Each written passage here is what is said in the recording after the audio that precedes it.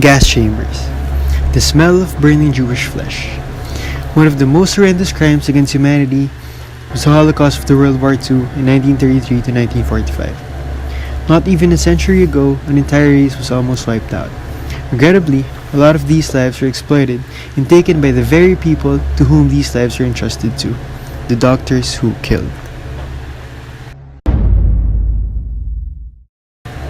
Perhaps, one of the most wanted Nazis after the World War II was Josef Mengele.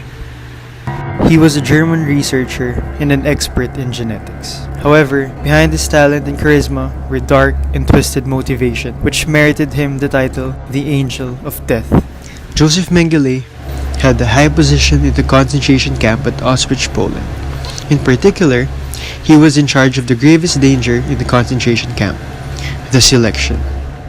Upon arrival at Auschwitz, prisoners were ordered to line up in front of a scrutinizing yet gentle-looking Mengele. He inquires about the age and occupation of the prisoners, and with a flick of his baton decides whether the person lives or dies, life to the right and death to the left. And that was only the beginning of countless monstrosities. The Angel of Death's goal was to increase the birth rate of the Aryan master race, a work of genetics. For this, twins were the most ideal subjects. One twin was usually amputated or injected with lethal serums, while the other was kept untouched as a control. With prisoners being brought to the camp every day, Mengele had as many twins as he wanted. One of these were the Hungarian brothers. They were forced into tubs of hot water until they passed out. After a few more procedures, they received intestinal surgeries without anesthesia. They endured further torture until they were given a lethal injection. Afterwards, their organs were sent to a research institute in Berlin. Another appalling experiment of Mengele was injecting twins' eyes with blue dye in order to turn their inferior brown color into Aryan blue.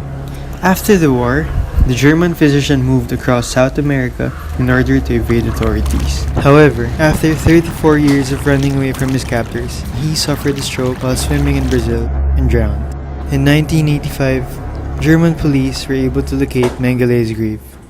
He was buried under the fictitious name Wolfgang Gerhard.